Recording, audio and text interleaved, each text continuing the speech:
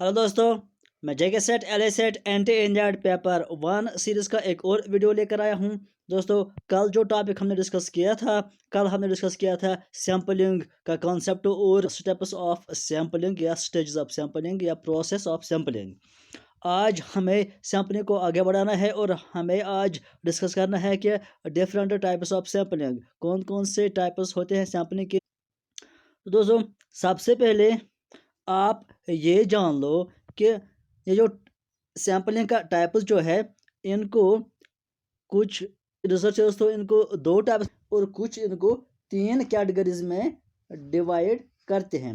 अगर हम तीन की बात करेंगे यानी ब्रॉडली हम देखेंगे तीन हिस्सों में इसको, अगर हम इसको तीन हिस्सों में डिवाइड करेंगे टाइप्स ऑफ सैम्पलिंग को, तो फिर इसको कौन कौन स्टेप्स आता है उस वक्त आता है। एक प्रोबेबिलिटी सैम्पलिंग, दूसरा आता है नॉन प्रोबेबिलिटी सैम्पलिंग और तीसरा आता है कॉशी प्रोबेबिलिटी सैम्पलिंग। लेकिन आमतौर पर इसको दो ही कैटेगरी में डिवाइड करते हैं, और जब दो कैटेगरी में इसको डिवाइड करते हैं टाइप्स ऑफ सैम्पलिंग को, तो उस वक्त सिर्फ ये दो आते हैं। एक होता है प्रोबेबिलिटी सैम्पलिंग और दूसरा होता है नॉन प्रोबेबिलिटी सैम्पलिंग। सो यहाँ पर हमने इनको दो कैटेगरीज में डिवाइड किया है टाइप्स ऑफ सैम्पलिंग को।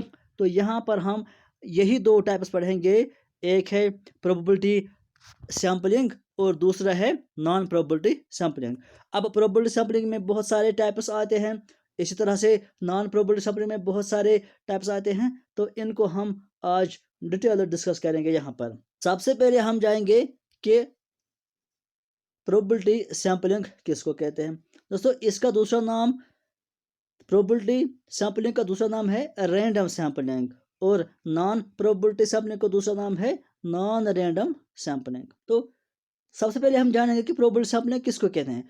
तो प्रोबेबिलिटी सैम्पलिंग उस सैम्पलिंग को कहते हैं जिसमें हम जब भी कोई आइटम्स चूज करते हैं, सिलेक्ट करते हैं सैंपल साइज के लिए, तो उनमें उस सैम्पलिंग प्रोसेस में हर एक आइटम को बराबर चांस होता है सिलेक्ट होने के लिए। मान लो कि अगर हमें 100 कैंडिडेट्स चूज करने हैं, हमारे सैंपल साइज जो है उसमें 100 कैंडिडेट्स हैं, तो हमें 1000 पॉपुलेशन में से 100 सिलेक्ट करने हैं।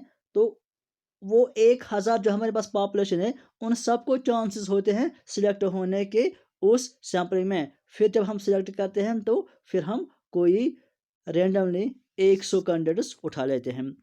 तो इन शॉर्ट आप याद रखिए कि जिस सैंपलिंग में हर एक कैंडिडेट को बराबर चांस होते हैं सिलेक्ट होने के, कोई भी तासुब नहीं होता है, कोई भी बयास नहीं होता है, हर एक को बराबर चांस मिलता है सिलेक्ट होने का, उसको हम बोलते हैं प्रोबेबिलिटी सैंपलिंग या रैंडम सैंपलिंग।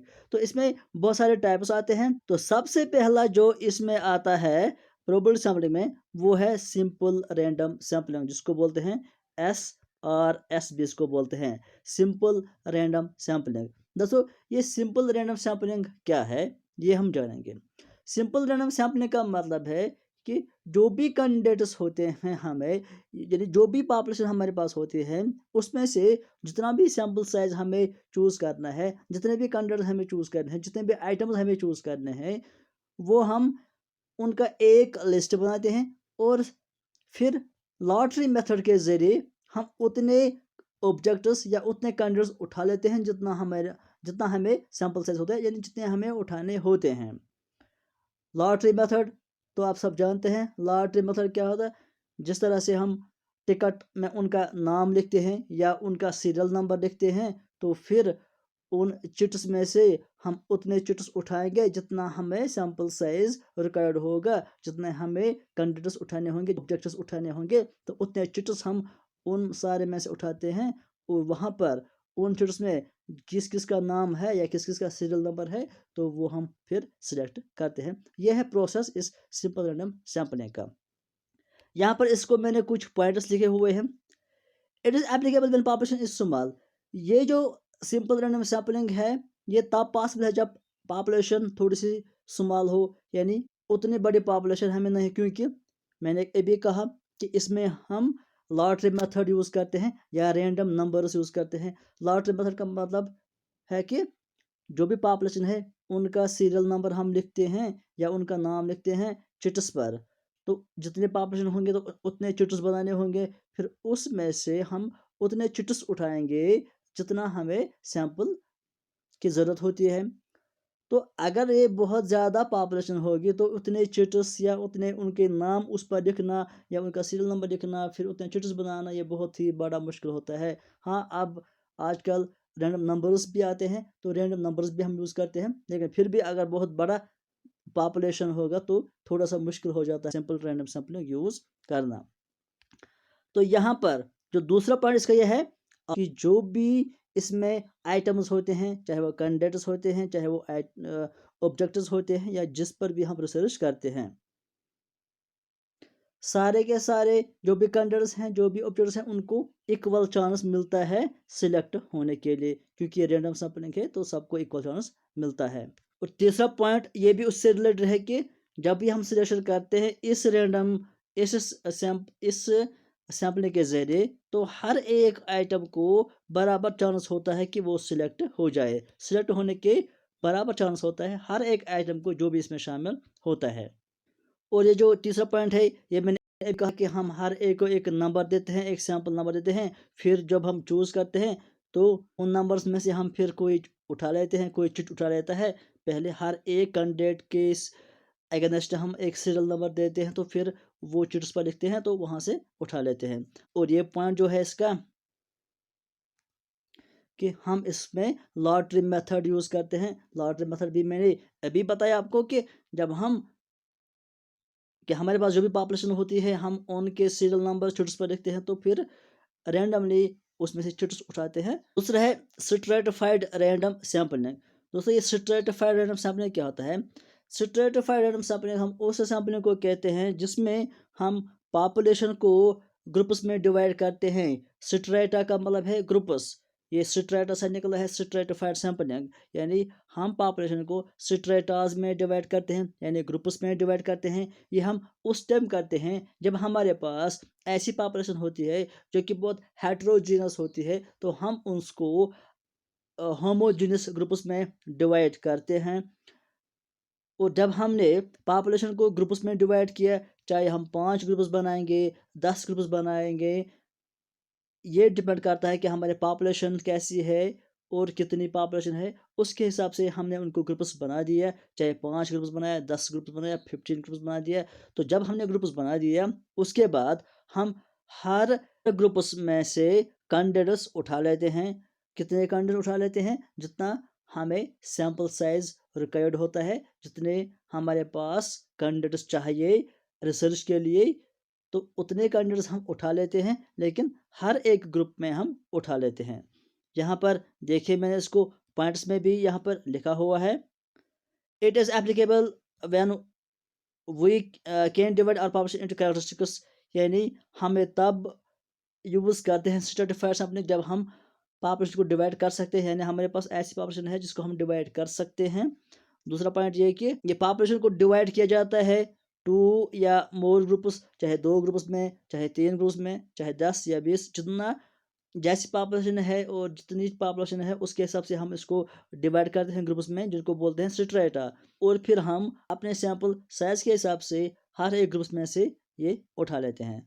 यहाँ पर ग्रुप्स क्या हो सकता है पॉपुलेशन का, वो भी मैंने लिखा है। हम ज्योग्राफिकली डिवाइड करते हैं पॉपुलेशन को, या हम लोकेशन के हिसाब से, या ग्रेड लेवल के हिसाब से, या एज, इनकम, यानी ये एग्जांपल हैं कि किस किस तौर पर हम पॉपुलेशन को डिवाइड कर सकते हैं। और फिर हर एक ग्रुप से हम सैंपल, हर एक ग्रुप से हम आइटम्स या ऑब्जेक्टिव्स या इंडिविजुअल उठा लेते हैं। Every unit in A stratum has the same chance of being selected. जब हम पॉपुलेशन को डिवाइड करते हैं इन स्ट्रेटा में, यानी इन ग्रुप्स में, तो फिर जो भी कैंडिडेट्स इन ग्रुप्स में होते हैं, सारे को इक्वल चांस होता है सिलेक्ट होने का। ऐसा नहीं है कि हम एक ग्रुप को ज़्यादा चांस देते हैं, दूसरे ग्रुप को कम चांस देते हैं, नहीं। जितने भी ग्रुप्स हमने लिए हैं, उन ग्रुप्स में जितने भी कैंडिडेट्स हैं, सबको इक्वल चांस होता है, क्योंकि हर ग्रुप में हम सिलेक्ट करते हैं रैंडमली। तो हर ग्रुप में जितने भी कैंडिडेट्स हैं, उनको चांस होता है कि वो सिलेक्ट हो जाएं, बराबर चांस होता है। उसके बाद नेक्स्ट जो टाइप है वो है क्लस्टर सैंपलिंग। दोस्तों क्लस्टर सैंपलिंग ये थोड़ा सा रिलेटेड है या थोड़ा सा हम कहेंगे कि सेम है एज स्ट्रेटिफाइड सैंपलिंग, लेकिन और कुछ फ़र्क भी है। ध्यान से पढ़िए तभी आपको ये समझ में आ जाएगा, अगर ध्यान से नहीं पढ़ा तो कंफ्यूज भी हो सकते हो। जिस तरह हम स्ट्रेटा स्ट्रेटिफाइड सैंपलिंग में पॉपुलेशन को डिवाइड करते हैं पहले सैंपलिंग करने से पहले, इसी तरह हम क्लस्टर सैंपलिंग में भी पॉपुलेशन को ग्रुप्स में डिवाइड करते हैं। स्ट्रेटिफाइड रैंडम सैंपलिंग में जब हम पॉपुलेशन को ग्रुप्स में डिवाइड करते हैं तो वहाँ पर हम उन ग्रुप्स को नाम रखते हैं स्ट्रेटास या स्ट्रेटम। और क्लस्टर सैंपलिंग में जब हम पॉपुलेशन को ग्रुप्स में डिवाइड करते हैं तो यहाँ पर ग्रुप्स का नाम रखा जाता है क्लस्टर। अब सिर्फ नाम का कोई फ़र्क नहीं है, और भी कुछ फ़र्क है। स्ट्रेटिफाइड सैंपलिंग में पॉपुलेशन हेटेरोजेनस होती हैं, और जब हम ग्रुप्स में डिवाइड करते हैं तो वो ग्रुप्स होमोजेनस होते हैं, यानी एक ग्रुप में एक ही जैसे ऑब्जेक्टिव्स या कंडीशंस होते हैं। मान लो कि हमने किसी एज के हिसाब से पॉपुलेशन को डिवाइड किया स्ट्रेटिफाइड सैंपलिंग में, तो हम लिखेंगे एज ग्रुप में 0 to 5 हमने एक ग्रुप बना दिया, 5 to 10 दूसरा ग्रुप। तो 0 to 5 में 0 to 5 एज ग्रुप के ही कंडीशंस आएंगे, यानी सेम आएंगे। 10 to 15 में 10 to 15 वाले ही आएंगे, यानी सेम आएंगे। यानी स्ट्रेटिफाइड रैंडम सैंपलिंग में आपको याद रखना है, यह है बहुत ही इंपॉर्टेंट पॉइंट, यह है कि हर ग्रुप होमोजीनियस होता है, यानी उसमें एक ही टाइप के आइटम्स, एक ही टाइप के कैंडिडेट्स जो भी वो होगा एक ही टाइप के होता है स्ट्रेटिफाइड सैंपलिंग में। लेकिन जो क्लस्टर रैंडम सैंपलिंग होता है, इसमें जब हम डिवाइड करते हैं पॉपुलेशन को, ये हम इस तरह से करते हैं कि हर ग्रुप अपने अंदर हेटेरोजेनस होता है, यानी सेम नहीं होता है। क्लस्टर रैंडम सैंपलिंग में हम पॉपुलेशन को डिवाइड करते हैं, लेकिन जो ग्रुप्स हम बनाते हैं उसमें मिलजुल के आइटम्स होते हैं, मिलजुल के कैंडिडेट्स होते हैं, वो होमोजेनस नहीं होते हैं। अब हम डिवाइड क्यों करते हैं, ये हम उस टाइम ज़्यादातर यूज़ करते हैं जब हमारे पास बहुत ज़्यादा पॉपुलेशन होती है। जब हमारे पास पॉपुलेशन बहुत बड़ी पॉपुलेशन होती है तो हम इसको डिवाइड करते हैं ग्रुप्स में, जिनको हम नाम रखते हैं क्लस्टर्स। उन क्लस्टर्स वो क्लस्टर्स होमोजेनस नहीं होते हैं, हेटेरोजेनस होते हैं, यानी उसमें हर एक ग्रुप में हर तरह के आइटम्स होते हैं। तो फिर हम ग्रुप्स में डिवाइड करने के बाद, क्लस्टर्स में डिवाइड करने के बाद हम कुछ ग्रुप्स उसमें से उठा लेते हैं। चाहे अगर हमने मान लो कि 10 ग्रुप्स में पॉपुलेशन को डिवाइड किया है तो 2-3 ग्रुप्स हम उठा लेते हैं।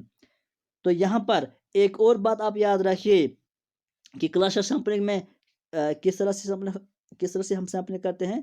अगर हमारे पास स्ट्रेटिफाइड रैंडम सैंपलिंग होती तो वहाँ पर हम हर एक ग्रुप में से आइटम्स उठा लेते हैं, जितना हमारे पास सैंपल साइज रिक्वायर्ड होता है हम हर एक ग्रुप में सैंपल उठा लेते हैं रैंडमली, जितना हमारे पास जितने हमें रिक्वायर्ड होता है। और हर एक ग्रुप में से कुछ ना कुछ आइटम्स हम उठा लेते हैं। ये प्रोसेस होता है स्ट्रेटिफाइड रैंडम सैंपलिंग में। लेकिन क्लस्टर रैंडम सैंपलिंग में क्या होता है, यहाँ पर हम हर एक ग्रुप से आइटम नहीं उठाते हैं, बल्कि 2-4 ग्रुप्स को टोटली उठा लेते हैं। मान लो कि यहाँ पर यह है स्ट्रेटिफाइड रैंडम सैंपलिंग और यह है क्लस्टर रैंडम सैंपलिंग। यहाँ पर भी हमने मान लो कि इसके 4 ग्रुप्स बना दिए हैं, और यहाँ पर भी हमने 4 ग्रुप्स बना दिए हैं। यह है क्लस्टर, यह है स्ट्रेटिफाइड रैंडम सैंपलिंग। क्लस्टर में क्या हम क्या करते हैं, हम मान लो यह है first group, second group, third group, fourth group. यहाँ पर हम क्या करते हैं, मान लो कि हम 2 ग्रुप्स चूज करेंगे। हमने थर्ड ग्रुप उठा लिया और सेकंड ग्रुप उठा लिया, तो ये हमने चूज़ किए, ये होता है क्लस्टर सैंपलिंग में। लेकिन जो स्ट्रेटिफाइड रैंडम सैंपलिंग होता है, यहाँ पर हम किस तरह से सैंपलिंग करते हैं, यहाँ पर हम कुछ आइटम्स फर्स्ट में भी ले लेंगे, कुछ आइटम्स सेकंड के भी ले लेंगे, कुछ आइटम्स थर्ड ग्रुप के ले लेंगे, कुछ आइटम्स फोर्थ ग्रुप के ले लेंगे। तो ये फ़र्क है क्लस्टर सैंपलिंग और स्ट्रेटिफाइड रैंडम सैंपलिंग में। उसके बाद है multi stage sampling. Multi stage का नाम ये नाम से ही आपको पता चलता है कि मल्टी स्टेज सैंपलिंग का क्या मतलब है। मल्टी स्टेज मतलब जिसमें बहुत सारे स्टेजेस आते हैं। पहले एक स्टेप में सैंपलिंग किया, उसके बाद दूसरा स्टेप है, फिर दोबारा सैंपलिंग किया, उसके बाद तीसरा स्टेप है, और फिर दोबारा सैंपलिंग किया। यानी बहुत सारे स्टेप्स में हम अलग अलग सैंपलिंग करते हैं। यहाँ पर देखिए, it is the combination of one और मोर मेथड्स डिस्क्राइब्ड अबव। यानी इसमें हम 2-3 मेथड भी यूज़ कर सकते हैं। चाहे हम स्ट्रेटिफाइड रैंडम सैंपलिंग भी कर लेंगे और सिंपल रैंडम सैंपलिंग भी यूज़ कर लेंगे, या हम सिंपल रैंडम सैंपलिंग और क्लस्टर रैंडम सैंपलिंग भी यूज़ करेंगे। यानी 2-3 मेथड हम यूज़ करते हैं। यानी 2-3 स्टेज में हम ये सैंपलिंग पूरी करते हैं। अगर हमें मान लो कि 100 कैंडिडेट्स चूज़ करने हैं, हमें 2-3 स्टेजेस में 2-3 स्टेप्स में सैंपलिंग करेंगे तो अपना कोटा पूरा कर लेते हैं हम। मल्टी स्टेज सैंपलिंग को समझने के लिए कि ये किस तरह से हम करते हैं, यहाँ पर मैं एग्जांपल आपको दे दूंगा। मान लो कि हमें कुछ आइटम्स चूज़ करने हैं। इंडिया में जो पॉपुलेशन है, हमें इंडिया से कुछ आइटम्स चूज़ करने हैं। तो हम क्या करेंगे, हम इंडिया की जो पॉपुलेशन है इसको हम पहले स्टेट्स में डिवाइड करते हैं। स्टेट्स को बाद में हम डिस्ट्रिक्ट्स में डिवाइड करेंगे। और जब हमने इसको डिवाइड किया तो पहले हम सैंपलिंग करेंगे। तो हम रैंडमली, मान लो हमने 10 स्टेटस रैंडमली चूज़ कर लिए। ये हो गया फर्स्ट स्टेज।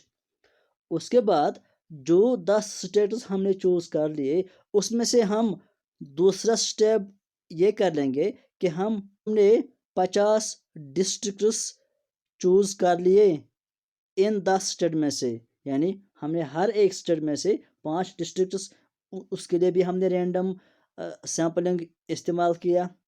और जब हमने 50 डिस्ट्रिक्ट्स चूज़ कर ले, उसके बाद हम थर्ड स्टेप करेंगे।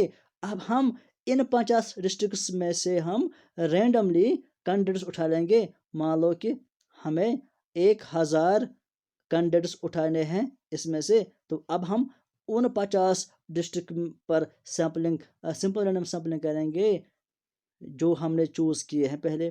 तो यहाँ पर आपने देखा कि हमने 3 स्टेजेस कर लिए। पहले हमने सैंपलिंग कर दी तो हमने स्टेटस चूज़ कर लिए रैंडमली। उसके बाद हमने फिर से सैंपलिंग कर दी, हमने डिस्ट्रिक्ट चूज़ कर किए। और डिस्ट्रिक्ट चूज़ करने के बाद हमने लास्ट में फिर सैंपलिंग की और उसमें से हमने कैंडिडेट्स उठा लिए। तो ये 3 स्टेज में सैंपलिंग हुई। इसको बोलते हैं हम मल्टी स्टेज सैंपलिंग, जिसमें हम अलग अलग स्टेज के ज़रिए सैंपलिंग अपनी कंप्लीट कर लेते हैं। इसको हम बोलते हैं मल्टी स्टेज सैंपलिंग। उसके बाद है एक और टाइप, सिस्टमेटिक सैंपलिंग। दोस्तों, सिस्टमेटिक सैंपलिंग में क्या प्रोसेस रहता है। सिस्टमेटिक सैंपलिंग में हमारे पास जितनी भी पॉपुलेशन होती है, हम उसको एक लिस्ट बना लेते हैं। जब हमने लिस्ट बना दिया पॉपुलेशन को, उसके बाद हम रैंडमली एक आइटम चूज़ कर लेते हैं। सारे आइटम्स को हम रैंडमली चूज़ नहीं करते हैं, एक आइटम रैंडमली चूज़ कर लेते हैं। मान लो कि हमने 5th आइटम चूज़ कर ली है। यानी जो भी हमारे पास सिलेक्ट हुई, ये 5th आइटम थी। तो जब हमारे पास एक आइटम सिलेक्ट हुआ, उसके बाद हम ये डिसाइड कर लेते हैं कि हम every every kth item choose कर देंगे। यानी उसके बाद मान लो कि हमने डिसाइड किया कि हम हर, यानी एवरी 5th आइटम हम डिसाइड कर देंगे। यानी 5 अगर पहले सिलेक्ट हुई, उसके बाद हम 10th, फिर 15th, फिर 20, 25, 20, 30।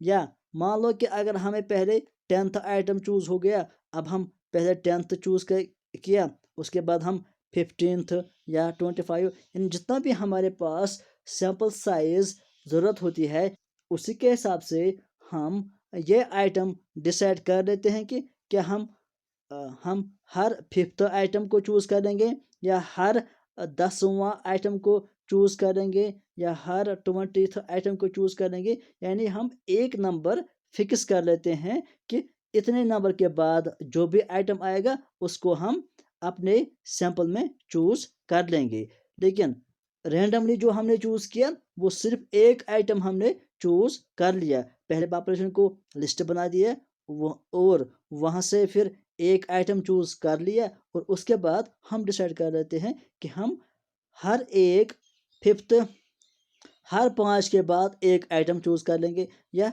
हर 10 आइटम के बाद एक आइटम उठा लेंगे, या हर 15 आइटम के बाद एक आइटम उठा लेंगे। यानी ये हम सिस्टम वाइज चलते हैं, इसी को इसलिए इसको बोलते हैं सिस्टमेटिक सैम्पलिंग। यानी एक सिस्टमेटिक तौर पर हम चलते हैं, एक सीक्वेंस वाइज हम चलते हैं, तो ये होता है सिस्टमेटिक सैम्पलिंग।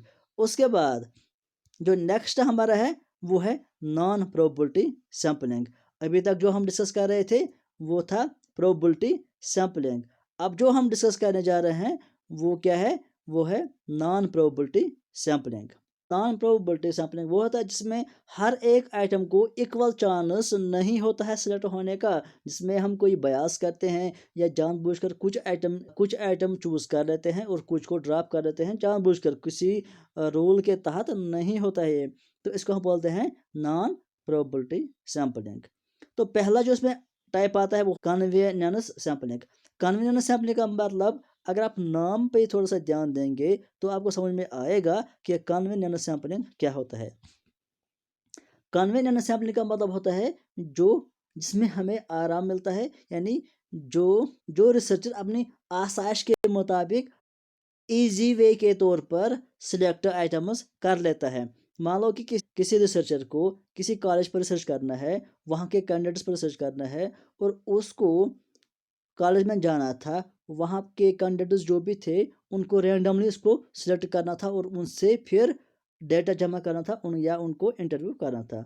लेकिन वो क्या करता है, वो कॉलेज में गया, कॉलेज में जब वो गया तो वहाँ पर जो उसको दो चार बंदे मिल गए गेट पर, उनसे मिला, तो वहाँ से उसने उनको कुछ इंटरव्यू किया, तो उसको पहले मिलता है, वहाँ पे सामने आता है, वो उससे उसको पकड़ता है और उससे इंटरव्यू करता है, उससे डाटा जमा कर लेता है। यानी वो उन कैंडिडेट्स को रेंडमली चूज नहीं करता है, यानी जो उसको वहाँ मिलता है अपने आसाइश के मुताबिक, जो भी पहले उसको मिलता है वो उन्हीं से डाटा जमा करता है, उन्हीं को इंटरव्यू करता है। यानी इसी को बोलते हैं कन्वीनियंस सैम्पलिंग। यानी जो सामने मिलता है बस उन्हीं से इंटरव्यू कर लेता है, कोई साइंटिफिक वे, कोई मेथड यूज नहीं करता है कैंडिडेट्स को चूज करने के लिए या आइटम्स को चूज करने के लिए।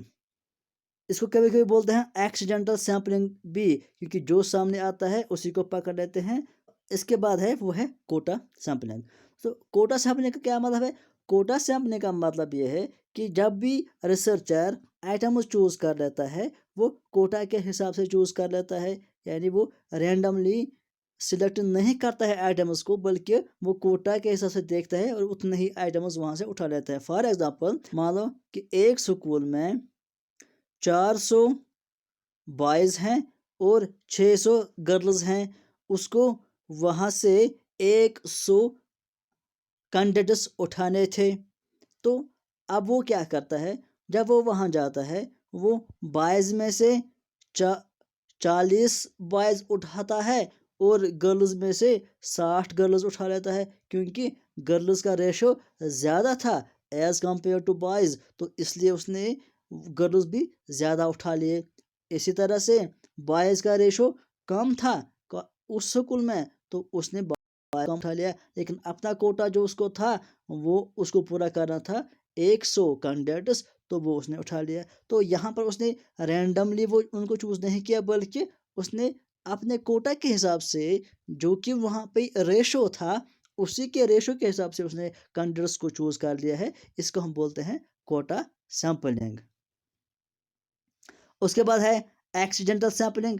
एक्सीडेंटल सैंपलिंग कभी कभी कहते हैं कन्वीनियंस सैंपलिंग को, जो अभी हमने बात की कन्वीनियंस सैंपलिंग की, जिसमें रिसर्चर वो आइटम्स चूज कर लेता है जो उसको सामने मिलता है, यानी एक्सीडेंटली जो मिलता है उनको उठा लेता है या उनसे इंटरव्यू करता है, उसको हम बोलते हैं एक्सीडेंटल सैंपलिंग। यानी जो अचानक, उसमें कोई वो रैंडमली उनको चूज नहीं करता है, जो भी सामने आता है अचानक तो बस उनको इंटरव्यू कर लेता है। उसके बाद है एक अहम term snowball sampling. Snowball sampling का क्या मतलब है, स्नोबॉल सैंपलिंग का मतलब यह है जब एक रिसर्चर को ऐसे आइटम्स चूज कर लेने होते हैं या ऐसे कैंडिडेट चूज कर लेने होते हैं जिनके बारे में उसको कोई इन्फॉर्मेशन नहीं होती है कि ये कहाँ पे मिलेंगे या किस तरह से मिलेंगे। वो जब मान लो कि उसको एक कैंडिडेट या एक आइटम मिल गया है उस रिसर्च से रिलेटेड जिसके बारे में उसे रिसर्च करना है। तो फिर बाकी आइटम्स कहाँ मिलेंगे उसको पता नहीं होता है, तो वो उनसे ही पूछ लेता है जो पहले उसको मिला है। वो उनसे कहता है कि अब बाकी इसी तरह के या इससे रिलेटेड बाकी कैंडिडेट्स मुझे कहाँ मिलेंगे, तो वो उसको एड्रेस देते हैं कि आप वहाँ जाइए, वहाँ आपको ये मिलेगा। और जब वो वहाँ जाता है, वहाँ इंटरव्यू करता है, वहाँ जाने के बाद वो उनसे कहता है कि अब और कैंडिडेट्स मुझे कहाँ मिलेंगे, तो वो उसको एड्रेस देते हैं। यानी एक कैंडिडेट दूसरे का एड्रेस देता है, और वो कैंडिडेट फिर तीसरे का एड्रेस देता है, और वो कैंडिडेट फिर चौथे का एड्रेस देता है। इसी तरह से ये रिसर्चर चलता रहता है। जितने कैंडिडेट्स उसको रिसर्च के मुताबिक चाहिए, जब तक कि उसको उतना नंबर उतने कैंडिडेट्स पूरे नहीं होते हैं, तब तक वो दूसरे से उसका एड्रेस पूछता रहता है। उसी को हम बोलते हैं स्नोबॉल सैंपलिंग। उसके बाद एक और टाइप है जो है पर्पसिव सैंपलिंग। पर्पसिव सैंपलिंग को हम कभी कभी बोलते हैं जजमेंट सैंपलिंग भी। यानी जब रिसर्चर आइटम्स को या इंडिविजुअल्स को इस तरह से चूज़ कर लेता है कि जो उसको लगता है कि यहाँ से मुझे इंफॉर्मेशन सही मिल सकती है। यानी वो अपनी जजमेंट यूज़ करता है, अपना पर्पस वो यूज़ करता है। रिसर्चर जाता है कहीं पर जहाँ से उसको डाटा जमा करना होता है, उसको लगता है कि ये जो यानी यहाँ यहाँ से मुझे सही इन्फॉर्मेशन मिल जाएगी, सही डेटा मिल जाएगा, तो वो उन कैंडिडेट्स को उठा लेता है। मान लो कि स्कूल में वो गया, स्कूल में उसको रैंडमली चूज़ कर रहा था, लेकिन वो रैंडमली चूज़ नहीं करता है। वो क्लासरूम में जाता है, क्लासरूम में जाने के बाद उसको लगता है, उसको वो देखता है 3-4 कैंडिडेट्स पर, तो उसको लगता है कि इसमें से ये कैंडिडेट और वो कैंडिडेट मुझे सही से इन्फॉर्मेशन देगा, तो वो उनको चूज़ कर लेता है। यानी जो उसको अपने हिसाब से बेहतर लगता है, वो उन्हीं को चूज़ कर लेता है अपने मकसद के हिसाब से, अपने पर्पज़ के हिसाब से। तो इसी को हम बोलते हैं पर्पज़ सैंपलिंग या जजमेंट सैंपलिंग। तो आई होप आपको इतना समझ में आया होगा। आज के लिए फ़िलहाल इतना ही। Thank you.